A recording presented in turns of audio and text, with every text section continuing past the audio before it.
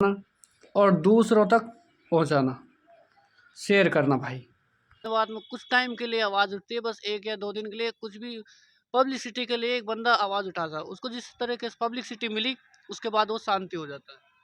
सही बात ये है कि अब से पहले यहाँ राजनीतिक परिवारवाद की रही है और अपने हित के लिए राजनीति किए लोगों ने, जनता के हित के लिए नहीं की। आवाज उठाने की कभी हमने सुना ही नहीं कि इलाके की समस्याओं को उठाया गया हो। जनता का दोष नहीं है इसमें, जनता तो भोली भाली है। जनता तो चाहती है कि ऐसे मुद्दे उठें जैसे हमने अभी कुछ दिन पहले उठाए, सीएससी हॉस्पिटलों के, पीएससी हॉस्पिटलों के, जो वहाँ समस्याएं थी, लोग परेशान हो रहे थे, उन पे अंकुश लगा है, विराम लगा है, प्रशासन के कान खड़े हुए हैं।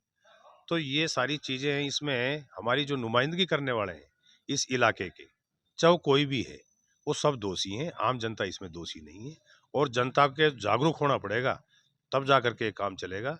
और जो जो कौम के रहनुमा बनने जा रहे हैं, जो इलाके की नुमाइंदगी करना चाहते हैं, उनको भी जो है ना आगाह करना पड़ेगा। ये जनता को खुद अपना फैसला भी लेना पड़ेगा, जब जा करके ये सारी चीजें होंगी।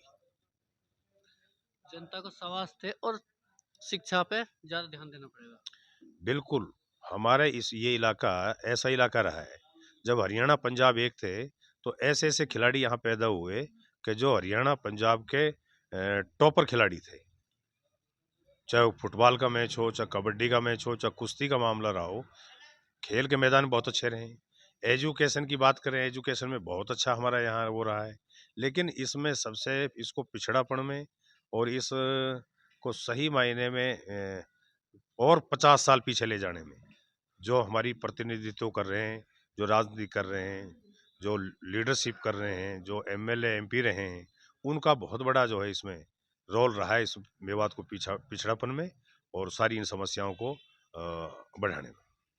और एक बड़ी समस्या हमारे मेवात में सबसे है, कभी हमने तो अपनी उम्र में सुना नहीं है कि कोई एमपी बना हमारे मेवात से, देखा भी नहीं है अपनी उम्र में। तो आप उसके बारे में कुछ कहना ऐसा चाहेंगे? नहीं है, मैं आपके चैनल के माध्यम से बता देना चाहता हूँ। यहाँ से पहले मेंबर पार्लियामेंट बने थे मौलाना अब्दुल कलाम आज़ाद, जो एजुकेशन मंत्री रहे थे कांग्रेस सरकार सबसे पहले जब देश आज़ाद हुआ। उसके बाद चौधरी तैयब हुसैन साहब, वो यहाँ से मेंबर पार्लियामेंट रहे। उसके बाद चौधरी खुर्शीद अहमद साहब, अब अल्लाह को प्यारे हो गए, चौधरी तैयब भी, चौधरी खुर्शीद भी, चौधरी रहीम खान। चौधरी खुर्शीद साहब यहाँ से मेंबर पार्लियामेंट रहे।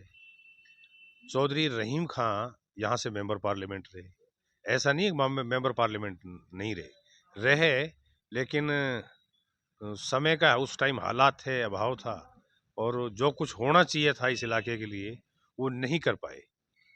तो अब जो जरने सर है, जो आज के हालात है, इंटरनेट का ज़माना है, बड़ा युग तेज़ी से आगे की तरफ बढ़ रहा है। तो आज के हमारे इलाके के नौजवान साथी, हमारे बच्चे बहुत ही इन सारी चीज़ों पे बड़ा फोकस करते हैं कि आज तक क्या नुमाइंदगी रही जब से देश आज़ाद हुआ है और आगे कैसा हमें नेतृत्व मिले, उसके लिए बड़े चिंतित हैं हमारे पढ़े लिखे लड़के। और आखिरी बात ये है कि आप अपने हथीन हलका की और मेवात की जनरेशन को क्या संदेश देना चाहते हैं?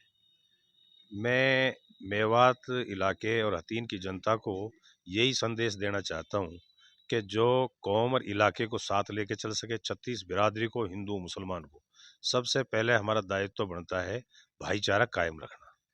भाईचारे को खराब करने की कोई भी बंदा कोशिश ना करे, क्योंकि हमें भाईचारा विरासत में मिला है बुजुर्गों से और हमारा जितना अमन सुकून, एक भाईचारा बहुत बड़ा महत्व रखता है। सबसे पहले भाईचारे की बात है। दूसरी बात एजुकेशन की है। अगर हम ज़मीन कम होती जा रही है, ज़मीन में पानी नहीं है, फसल हम ले नहीं पाते, अगर हम एजुकेशन बच्चों को नहीं देंगे, बच्चे नहीं पढ़ेंगे तो हमारा और भी यहाँ से बुरा हाल होगा। दूसरा है हमारे स्वास्थ्य की।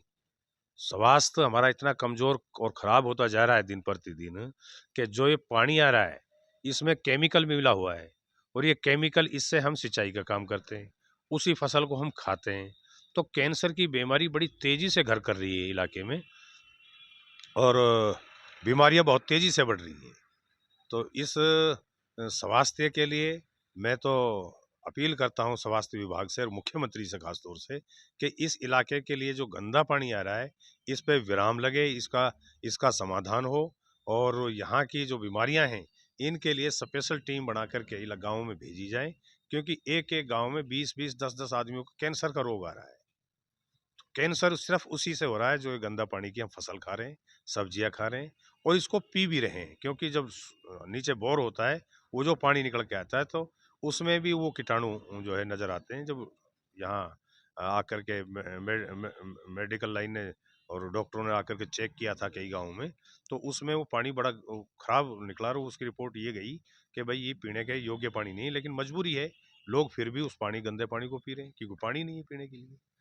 तो ये सारी चीज़ें हमारे लिए एजुकेशन है, स्वास्थ्य है, पीने का पानी है, ये है और सिंचाई का पानी है, पीडब्ल्यूडी बीएंडआरएस ये सारे रास्ते टूटे हुए हैं, कोई विकास नज़र नहीं आता।